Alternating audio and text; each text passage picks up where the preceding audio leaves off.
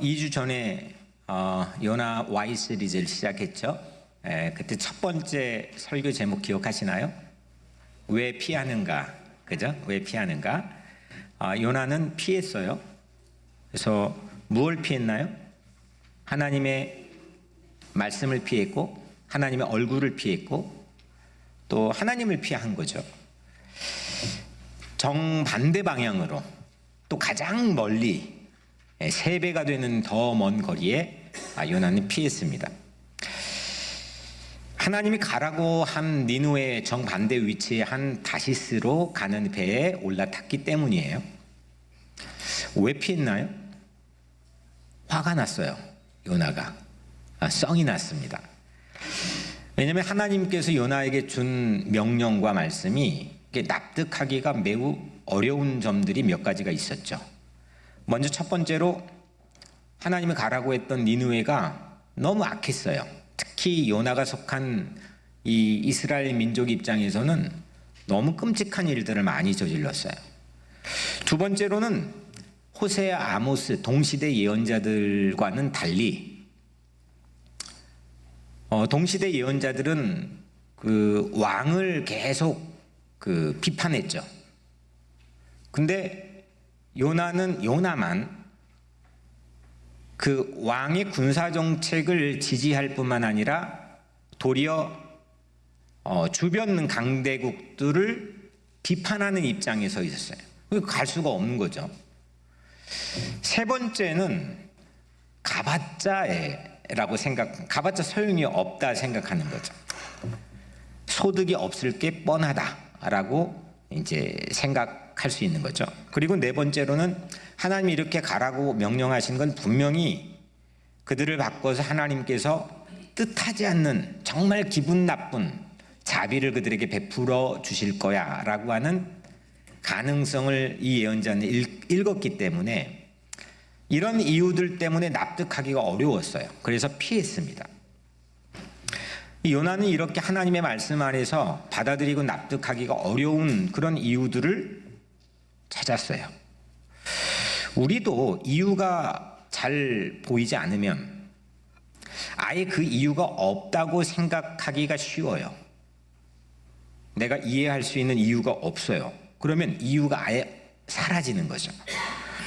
그래서 그 말씀이 없는 것처럼 여기고 피할 수 있게 되는 거죠. 그러니까 피하는 게 그냥 대놓고 하나님하고 그냥 맞짱 뜨면서 이런 경우가 많지는 않고 그 이유가 없다고 생각하고 피하는 거죠. 상당히 나에게 용이한 방법을 선택하게 돼 있는 거죠. 그런데 우리 하나님 믿는 신자들에게는 모든 일에 다 헤아릴 수 없는, 내가 다 이해가 안 되고 납득이 어려워도 다 이유가 나름이 있다고 하는 것을 우리는 믿고 사는 줄로 믿습니다. 뻔한 요나에게, 어떻게 행동할지 뻔한 요나에게 요나서는 말씀이 그래서 임하는 걸로 시작을 합니다. 그 말씀 안에는 이유가 있었지요. 그 후로는 하나님의 말씀이 1장 1절에서 요나에게 임한 후로는 요나가 어떤 선택을 해도 하나님의 선택은 흔들리지가 않는다는 거죠. 그거를 추적이라고 하는 체이스의 단어로 우리가 함께 나누었습니다. 하나님의 말씀은 요나가 어디 있어도 끝까지 추적을 한다는 거죠. 그런데 이 방법이 하나님이 요나를 강압하지도 않아요. 막 윽박지르지도 않아요. 자유롭게 선택하게 하죠. 그래서 요나는 그 자유로운 선택의 범위 안에서 피할 수 있었던 거고요. 그런데 이 자유로운 요나의 선택에도 불구하고 하나님은 자신이 선택하신 것을 절대로 거두지 않으신다는 거죠. 그래서 그런 생각을 해봤습니다. 내 자유의지를, 인간이라는 게 내 자유의지, 선택할 수 있는 자유의지를 최소화시키고 하나님의 추적이 최대화되는 그곳에서 인간은 진정한 자유를 누리게 되는 게 아닐까. 이를테면 우리가 한국 갈 때 장거리 비행기를 타잖아요. 근데 거기 하늘에 올라가면 정말 비좁잖아요. 그리고 밖에 나갈 수도 없어요. 운신의 폭이 정말 좁아져요. 그런데 사람들은 그 장거리 비행기를 타는 일정 앞에 일종의 설렘을 가져요. 그 비좁은 공간인데, 상당히 자유가 제한된 공간인데, 거기에서 일종의 특별한 자유를 기대하는 거죠. 기내 안에서 영화도 내가 선택해서 보고, 또 잠도 자고, 내가 보고 싶은 책도 가져가서 보고, 이런 비좁은 공간에 주어진 이 자유는 하늘 공간에서 나도 인지하지 못하는, 모르는 사이에 그 조종사 파일럿에게 모든 운명까지 그냥 다 맡겨버리는 그 신뢰에서 비롯되는 자유감이라고 저는 생각합니다. 내가 훨씬 더 자유롭게 뭐든지 선택할 수 있다고 생각되는 이 넓은 지상의 공간보다 최소화된, 내 자유의지가 때로는 박탈된 것처럼 보여지는 비좁은 공간에서 때로는 우리는 알찬 해방감이나 자유감을 누릴 수 있다는 거죠. 어디에서도 비좁은 공간이건 넓은 공간이건 배 안이건 하늘 위건 아니면 내가 사는 공간이건 어디서도 하나님의 인자하심과 선하심은 평생 나를 추적한다는 것을 신뢰할 때 우리는 진정한 진짜 자유를 누릴 수 있게 된다고 저는 믿습니다. 오늘은 제목이 왜 막으시나입니다. 지난주는 왜 피하는가, 오늘은 왜 막으시나. 세 가지를 가지고 우리가 함께 오늘 요나서 1장 4절 이 한 절을 가지고 함께 살펴보려고 합니다. 먼저 첫 번째로 누가 막았나? 누가 막았나요? 우선 요나가 가려던 길이 막혔습니다. 다시스로 가려고 그랬는데 그 길이 막혔어요. 그 이유를 보면 오늘 4절입니다. 여호와께서 큰 바람을 바다 위에 내리심에 바다 가운데 큰 폭풍이 일어나가 배가 거의 깨지게 된지라. 이 상황을 요나 입장에서 어떻게 받아들여야 되나? 가려고 했는데 하나님은 큰 바람을 바다에 내리셔서 폭풍이 일어났고 그 폭풍으로 인해서 배가 산산조각 날 지경에 이르렀다. 이 상황이 여러분들이 일어났다면 이 상황을 어떻게 받아들여야 됩니까? 가던 길이 막힐 때 이 상황을 내가 어떻게 우선 그걸 해결하는 건 둘째치고 이걸 어떻게 내가 받아들여야 될지, 이걸 사람들은 상당히 고심합니다. 이 태풍을 생각해 볼 때 이 태풍은 과학적으로 생각하자면 열 에너지가 팽창을 해요. 지구가 둥그니까 이 열이 돌다가, 태양으로부터 받은 열이 돌다가 이 적도의 가장 큰 이 적도 부근에서 거대한 구름 덩어리가 발생합니다. 이거를 저기압이라고 부릅니다. 이게 이동하면서 태풍이 발생이 되는 겁니다. 그러니까 태풍이 발생되는 원인은 그 열 에너지의 팽창으로 인한 저기압입니다. 이건 과학적인 설명으로 우리가 받아들이는 거죠. 근데 이 태풍은 우리에게 막대한 피해도 주죠.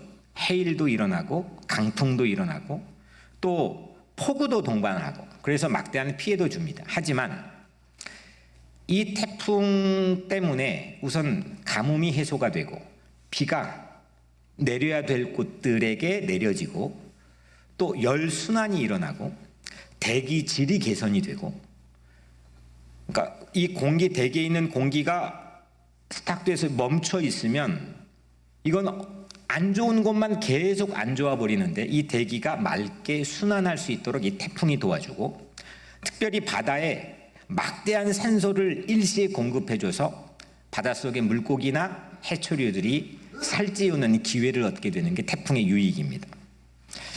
이렇게 태풍이라고 하는 것을 자연현상으로도 받아들일 때도 좋을 수도 있고 나쁠 수도 있습니다. 그런데 요나는 이 태풍을 어떻게 받아들이느냐? 우리 같으면 만약에 길이 막혔던 어떤 상황에 대해서 이거 어떻게 해석하고 받아들여야 되나?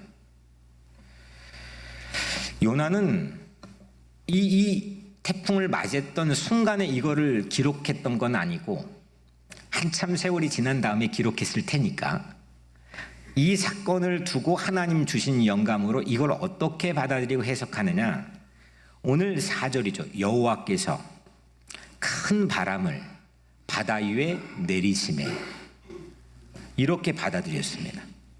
여호와께서 큰 바람을 바다 위에 내리심에, 여기서 내리심의 이 히브리어는 헤틸인데 영어로는 hurl입니다. H-U-R-L. 거칠게 뭘 던지다, 때로는 욕을 내뱉다, 뭐 이런 거죠. 그러니까 한국 요즘 젊은이들이, 여러분들 아실지는 모르겠지만 어떤 황당한 순간 직면하면 헐 그러죠. 예, 헐 아세요? 오, 다 아시는구나. 예. 허들이라고 하는 영어도 이 헐이라고 하는 이 같은 어원에서 비롯된 단어입니다. 허들, 장애물. 그러니까 그냥 무작위적으로 우연히 큰 바람이 바다 위에 내려친 게 아니라 하나님이 정확한 관역을 조준해서 큰 바람을 바다 위에 던졌다는 겁니다. 그렇게 요나는 받아들였습니다. 그 관역은 그리고 요나 자신이었습니다. 그러니까 길을 막으신 거는 하나님께서 의도적으로 요나를 관역으로 설정해서 요나가 탄 배의 범위 안에서만 큰 바람을 던졌다는 겁니다. 태풍에 그냥 내가 재수없게 걸려들어서 그냥 이런 일을 당했다고 생각할 수도 있겠지만, 많은 경우에 사람들은 그렇게 해석하지만 오늘 요나는 태풍이 자신을 조준했다고 받아들였습니다. 여호와께서, 하나님이 막으신 거죠. 실력이 부족해서 길이 막힐 수도 있고, 아니면 외부적 이유로 길이 막힐 수도 있고, 아니면 그냥 우연히 걸려들어서 내 가던 길이 막힐 수도 있을 테지만, 오늘 요나서는 하나님이 그 길을 막으셨다.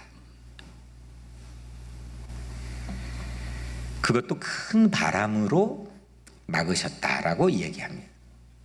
그래서 큰 바람의 큰, 이 히브리어로 게돌라인데, 요나서에는 유독 이 게돌라가 또 반복해 많이 나옵니다. 하나님이 가라고 했던 도시도 큰 도시 게돌라입니다. 요나가 들어갔던 물고기도 큰 물고기 게돌라입니다.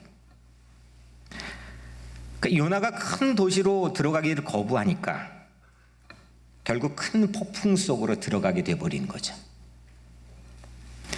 결국 요나는 피했지만 하나님은 요나를 그렇게 놓아줄, 보내줄 마음이 전혀 없으셨다는 겁니다. 여러 가지 이유로 이걸 받아들일 수도 있겠지만 하나님께서 그 길을 막으셨다고 내가 받아들이고 확신한다면 내 앞에 있는 허들이 나에겐 전혀 다른 의미로 해석될 수 있다는 거죠. 먼저 이 작업부터 우리에게는 필요하다는 겁니다. 이게 왜 일어났느냐? 누가 이렇게 했느냐? 두 번째로, 그렇다면 왜 막으셨을까?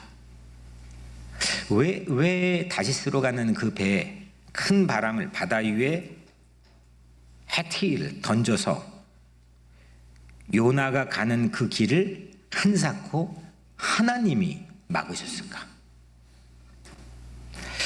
우리도 뜻대로 마음대로 계획했던 대로 되지 않는 때가 있죠.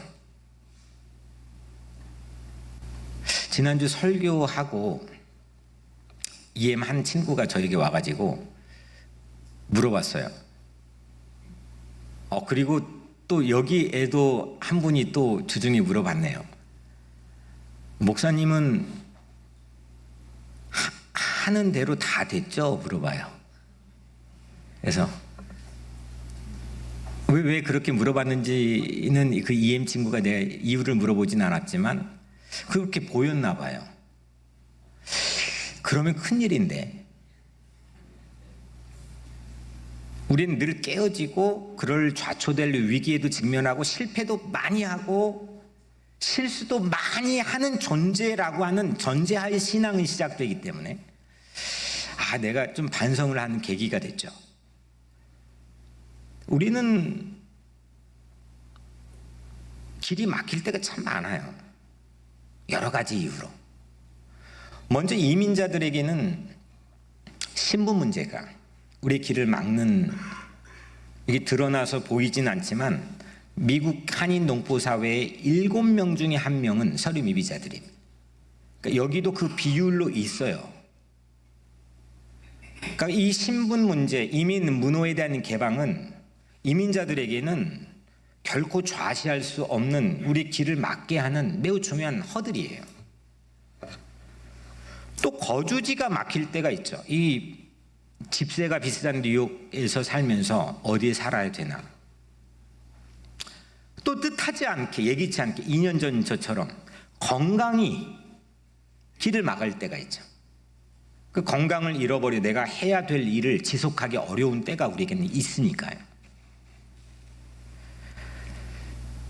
자녀의 앞길이 막히면 어떻습니까? 사랑하는 자녀의 앞길이 정말 뜻하지 않게 막히면 속이 타들어가죠. 이렇게 우리는 하고 싶은 것들, 또 하려고 했던 것들이 번번이 막힐 때가 있어요. 오늘 요나도 그렇죠. 하나님은 큰 바람을 요나를 조준에 던졌어요. 왜 막았을까? 하나님은 왜 막으셨을까? 왜 막으셨을까요? 당연히 요나는 하나님을 피해서 정반대로 달아났기 때문에 하나님 막으셨다라고 하는 건 아마 여기에 계신 누구나 예측할 수 있겠죠. 어쩌면 서두에 얘기했던 것처럼 요나 입장에서는 그렇게 하나님을 피하는 게 하나님 잘 믿는 최선이라고 생각했었을 수도 있었겠다 싶어요. 근데 하나님은 이유를 불문하고 막으셨어요.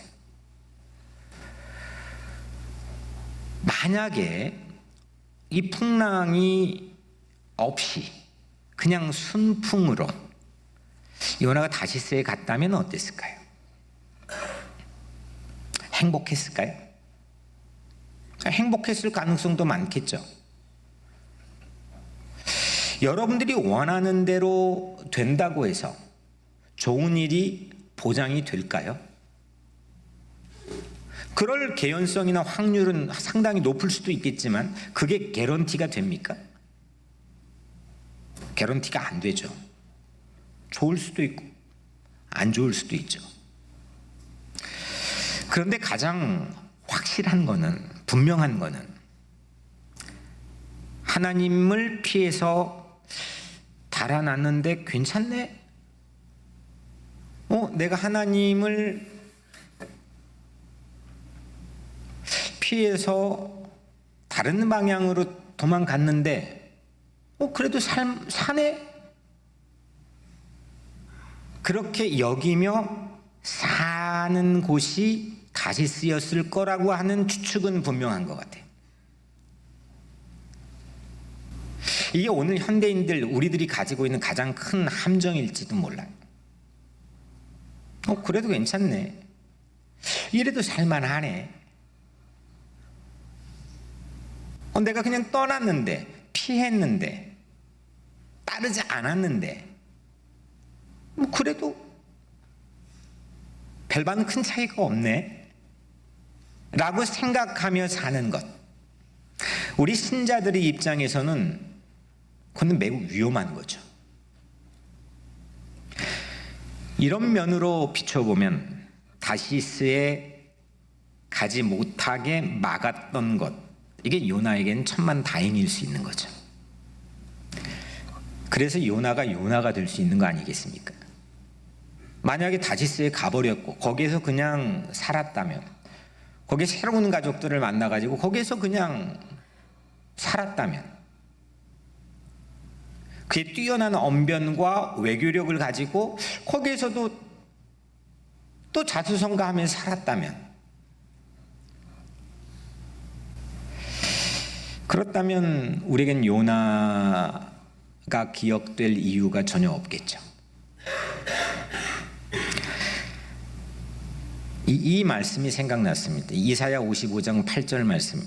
이는 내 생각이 너희 생각과 다르며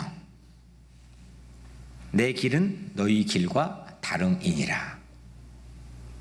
이 말씀을 정말 진짜로 여러분들 받아들일 수 있겠습니까? 내 생각이 하나님의 생각과 배치되고 다르다고 하는 상황을 가정해 볼 때 여러분들은 어떻게 그 뒤에 이루어진 상황들을 해석하고 받아들일 수 있겠습니까? 거기 가면 안 좋으니까, 더 멀어지니까, 더 관계가 소원해지니까, 그래서 하나님께서 막으셨던 거죠. 하나님께서 풍랑으로 이렇게 막으신, 그래서 가장 궁극적인 이유는 요나에게 주셨던 삶의 의미, 삶의 사명의 무게가, 그 중력이 그만큼 컸다는 뜻 아니겠습니까? 자기가 뭘 선택해도 야, 네 맘대로 해. 심지어 때론 자녀들 양육하면서도 그러거든요. 해도 말귀를 못 알아들으면 지치는 부모가 그래, 네가 알아서 해. 그럴 수 있잖아요.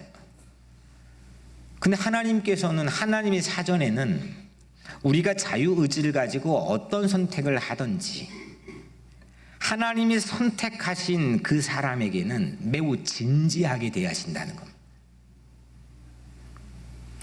하나님은 자신의 선택을 소홀히 하지 않습니다. 그래서 그 막으심,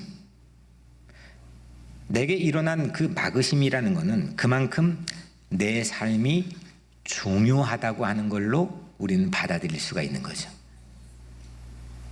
아, 시시하지 않은 거구나.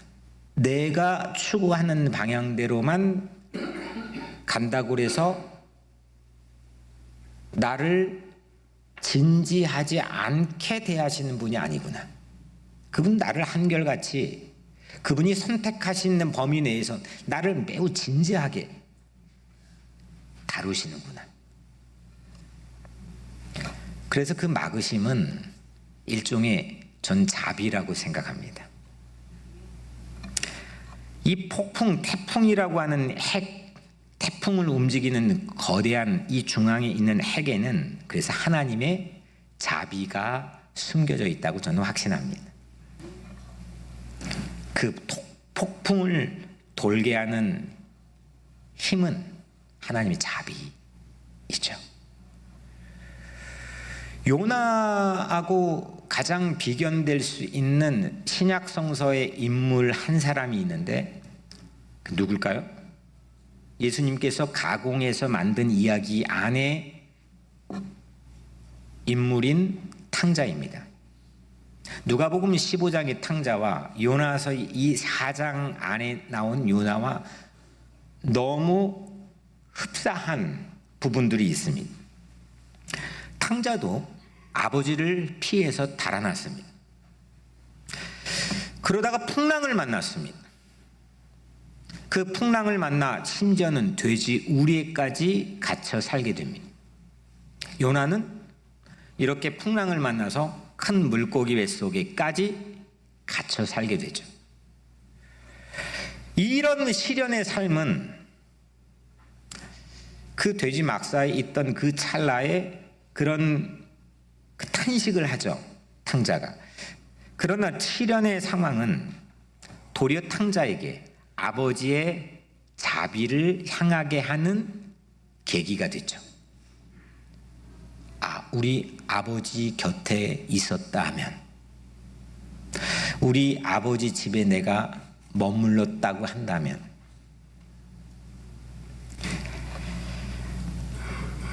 실제 아버지에게 돌아가니까 어떻게 했죠? 새 옷을 입혀주고 새로운 신발을 신겨주고 잔치를 베풀어 주셨죠. 이 아버지의 무한한 자비가 탕자의 시련, 탕자가 마주한 폭풍에서 마주하게 된 일종의 선물, 은혜였던 거죠. 우리의 풍랑 저 깊은 곳, 우리가 길을 막아서 버리는 무언가, 왜 안 되지? 왜 내가 악한 마음으로 한 것도 아닌데 왜 선한 마음으로, 그리고 내가 최선을 다했음에도 왜 이게 길이 막혔지? 라고 하는 그 풍랑, 거대한 풍랑의 저 깊은 곳, 보이지 않는 깊은 핵 안에도 하나님의 자비가 있는 줄로 믿으시길 바랍니다. 큰 바람은 당장에는 우리 길을 막는 원망스러운 장애물 같아 보이지만, 하나님께서는 의도적으로 우리의 방향을 바꾸시기 위해 우리를 조준해 던진 풍랑이라고 하는 사실입니다. 그래서 그 풍랑을 전 좀 약간 문학적 표현으로 해보자면, 그 풍랑이 제 눈에는 하나님의 옷자락처럼 보였습니다. 시편 104편 4절 말씀에 보면, 바람을 자기의 사신으로 삼으시고, 그러니까 바람이 하나님의 사신, 심부름꾼처럼 삼았다는 겁니다. 하나님이 자비의 옷자락으로 우리를 감싸주시는 풍랑, 도리어 그게 우리를 치는 것 같지만 우리를 더 큰 안목, 하나님의 그 생각과 시선 안에서는 우리를 감싸주시는 하나님의 옷자락, 자비의 옷자락, 그걸로 본다면, 그렇게 받아들인다면, 그렇게 믿는다면, 그렇게 신뢰한다면, 우리는 그 풍랑이 우리 앞에 3겹, 10겹으로 가로막힐지라도 우리는 그 풍랑 앞에 서는 삶의 자세와 태도는 전혀 달라지고 새로워지지 않겠습니까? 저는 이게 신자들의 삶의 모습이라고 생각합니다. 잠언 16장 9절 말씀엔, 사람이 마음으로 자기의 길을 계획할지라도 그의 걸음을 인도하시는 이는 여호와이시니라. 아멘. 내가 계획을 막 할지라도 실제 그 길을 태풍을 동원하던, 물결을 동원하던, 사람을 동원하던, 돈을 동원하던, 그 무슨 수단과 방법을 동원해서라도 내 계획보다 더 큰 내 삶의 인생길을 경영하시는 분은 하나님이시라는 거죠. 그래서 하나님의 막아섬은, 하나님의 막으심은 인도하심 아닐까요? 마지막 3번째로 하나님 막으심의 보너스 유익이 있습니다. 그게 뭘까? 하나님의 막으심에 보너스로 주어지는 유익이 있다는 거죠. 살짝 오늘 본문의 이야기에서 곁눈질로 요나의 옆을 좀 봐보면, 그 배에 같이 탄 배, 풍랑을 똑같이 맞이한 그 배에서 그 옆을 우리가 살짝 곁눈질로 바라보면 누가 있느냐? 선원들이 있습니다. 이 풍랑은 누구를 조준했다 그랬죠? 요나를 조준했습니다. 근데 선원들도 그 풍랑을 맞았습니까? 안 맞았습니까? 같이 맞았습니다. 선원들이 무슨 잘못입니까? 선원들은 아무 잘못이 없습니다. 그게 조준받아야 될 타당한 이유가 아무것도 없습니다. 실제로 오늘 본문 바로 뒤에 보면 선원들은 영문 없이 폭풍을 마주해야 하는 이 당황스러워하는 모습이 역력하게 매우 구체적으로 묘사가 되어 있습니다. 이렇게 세상에는 폭풍 같은 허들로 우리가 막힐 때가 있습니다. 아니, 옆에가 맞아야 되는데 내가 같이 맞는 겁니다. 사실 나에게는 아무 이유가 없는데 덩달아 맞는 겁니다. 그런데 그 폭풍 덕분에, 그 풍랑 덕분에 이 선원들은 이 이야기 안에서 하나님을 진실로 신뢰하는 모습으로 변화가 됩니다. 16절에 그 사람들이 여호와를 크게 두려워하여, 그 사람들은 선원들이죠. 그 사람들이 여호와를 크게 두려워하여 여호와께 제물을 드리고 서원을 하였더라. 영문도 모르고 이유도 없이 풍랑을 맞이했던 그들은 예측할 수 없던 일들로 그들의 마음이 바뀌어지게 됩니다. 우리가 요나의 자리에 있을 수 있겠죠. 오늘 이야기를 우리는 대부분은 요나의 내 감정을 이입해서 읽겠죠. 물론 그럴 수도 있겠죠. 하지만 우리는 실제로 우리의 삶에서는 선언의 자리에 있을 때도 적지 않습니다. 우리가 잘못한 요나처럼 잘못한 결과로 내가 풍랑, 인생의 내 길을 막는 풍랑을 내가 마주칠 수도 있겠죠. 하지만 모든 풍랑이 죄의 결과는 아니라는 겁니다. 그러니까 가난하면 그 사람이 뭔가 신앙적으로 잘못돼서 그래 라고 말하면 이건 큰일 나는 겁니다. 쓰나미가 왔다 그래서 그거는 그 민족들이 이거는 저주받아야 돼서 그래, 이거는 신앙적으로 상식적이지 않는 얘기라는 겁니다. 죄의 결과로 풍랑은 만날 수 있겠죠. 우리가 죄의 불순종함으로 인해서 우리에게 풍랑이 닥칠 수는 있겠지만 이걸 거꾸로 모든 풍랑이, 모든 어려움이 죄의 결과라고 생각하면 안 된다는 겁니다. 선원들이 그랬습니다. 이렇게 삶에서 만나는 풍랑이 내 잘못의 결과이든 아니면 아니든지 하나님께서는 그 폭풍을 통해서 우리에게 유익을 주신다는 약속을 오늘 선원들의 모습처럼 우리에게 주셨다고 저는 생각합니다. 로마서 8장 28절에 모든 것이 합력하여 선을 이루느니라. 대단한 말씀인 겁니다. 마가섬이건 인도하심이건 그건 같은 동전의 앞뒤일 뿐 같은 이야기라는 건데, 그게 내가 판단하고 평가하기에 그게 마가섬이건 그게 인도하심이건 나에게 일어나는 모든 일들은 그 이유가 나의 죄의 결과이건 아니든 하나님은 합력해서 궁극적으로 가장 선하고 좋은 것으로 우리를 인도해 주신다는 믿음입니다. 풍랑이 일 때 풍랑이 막 이는 그 순간, 그 찰나 한복판에서는 이렇게 우리처럼 여유를 가지고 그 원인이 뭐였지? 왜 막았지? 이런 건 생각할 여유가 없죠. 그럴 시간이 어디 있습니까? 그렇게 원인을 파악할 수 없는 시간들이 그 풍랑 한복판 그 상황에서는 막 지나가는 겁니다. 아브라함은 75세 하나님이 약속해 주셨습니다.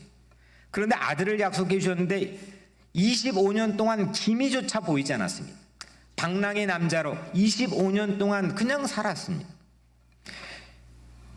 철없던 응석바지 요셉, 그냥 자기 옷이나 뽐내고 형들 괜히 마음을 상하게 했던 그 요셉이 형들에게 팔려서 총리의 자리에 오르기까지 13년 동안이나 자신의 인격이 다듬어지고 만들어지는 그런 13년의 풍랑, 그 억울한 그 풍랑들을 이 요셉은 마주했습니다. 그 풍랑의 원인이 뭔지 그 성경은 대부분은 우리에게 밝혀주지 않습니다. 그런데 그 시간이 지난 후에 하나님께서는 그들을 그 막으심이 하나님의 가장 놀라운 지혜로운 인도하심이었다는 걸 우리는 셀 수 없이 많은 예들을 성경 안에서 가지고 있습니다. 그 어디가 그러면 그게 파이널로 이루어진 종착역이냐라고 얘기했을 때 우리는 막연하다는 생각을 할 수 있겠지만, 그런 하나님을 우리가 믿는다면, 신뢰한다면 내 삶의 순간이 어디일지라도 어떤 모양의 풍랑이 나에게 닥쳐올지라도 하나님의 선택이 흔들리지 않는 것처럼 우리들의 삶의 길도 저는 흔들리지 않을 수 있다고 믿습니다. 다음 주일에 다루겠지만 요나는 아이러니하게도요, 바로 그 선원들 덕분에 하나님의 이 섭리를 약간씩 조금씩 깨달아가기 시작해요. 그 선원들 덕분에. 풍랑은 이렇게 우리를 지배하는 죄의 힘을 줄이는데 많은 도움을 제공해 줍니다. 내가 노력해도 내 마음을 지배하는 그 죄의 막강한 힘을 거부할 수가 없었는데, 그런 고난, 시련, 어려움, 풍랑, 그것 덕분에 내가 점점 죄의 힘으로부터 벗어날 수 있는 기회를 요나도 그 선원들 덕분에 얻게 된 것처럼 우리도 그럴 수 있다는 거죠.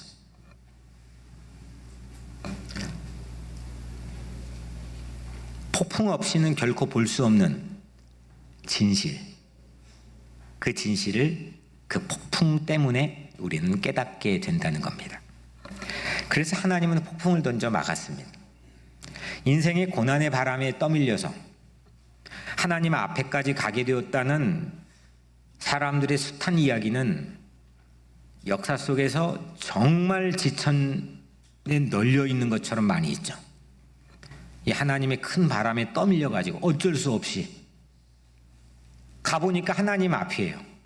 이렇게 하나님 믿고 신앙으로 승리하는 삶을 살았다는 수없는 사례들을 우리는 가지고 있습니다. 그날 그 배에서 요나와 선원들 위치, 요나를 향해, 요나 잘못 때문에 조준해서 풍랑을 거기에 때렸는데 선원들 곁에 있다가 일어났던 그들의 그 두 위치와 비교해 본다면 나와 예수님의 위치는 사실 정반대라고 생각합니다.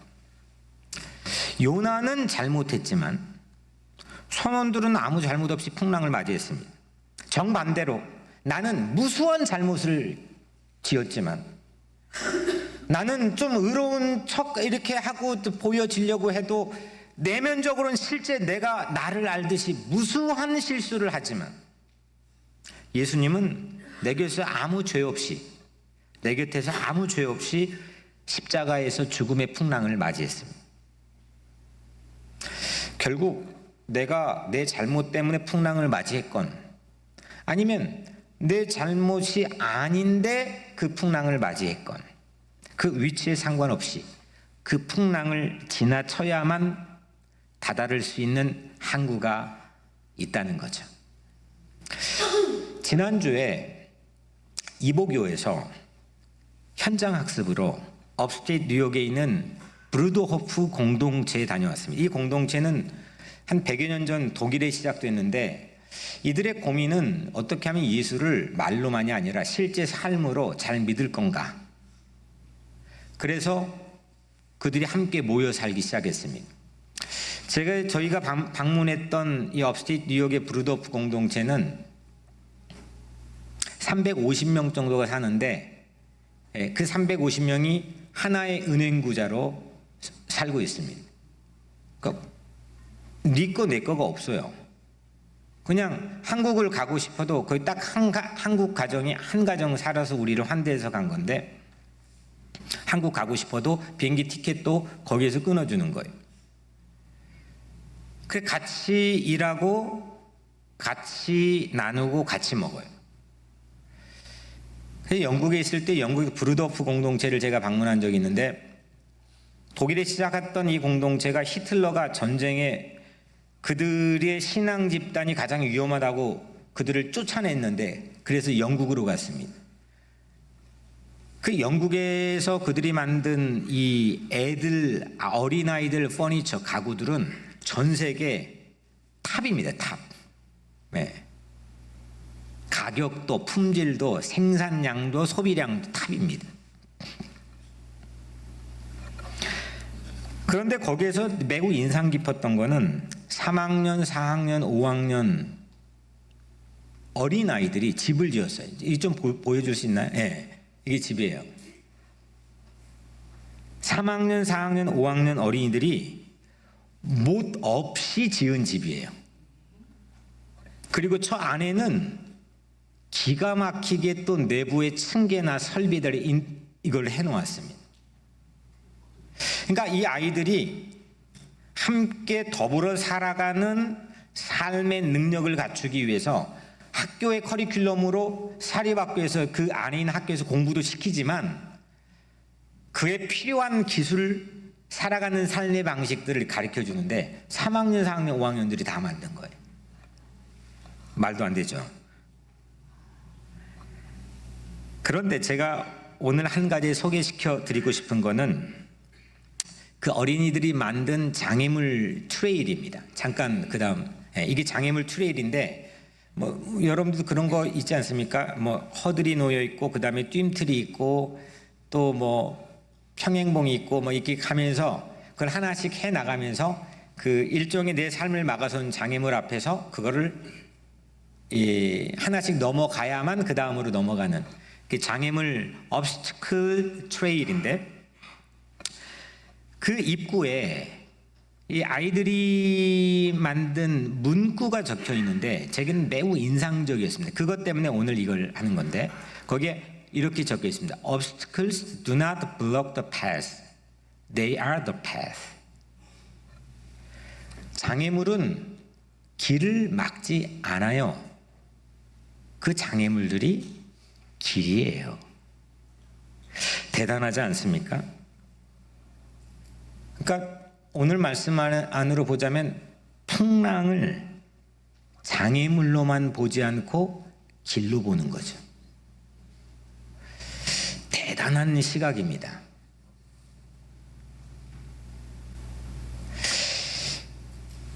사람들이 돈이 많아도 아니면 어떤 많은 교육을 통해서 훈련을 받아도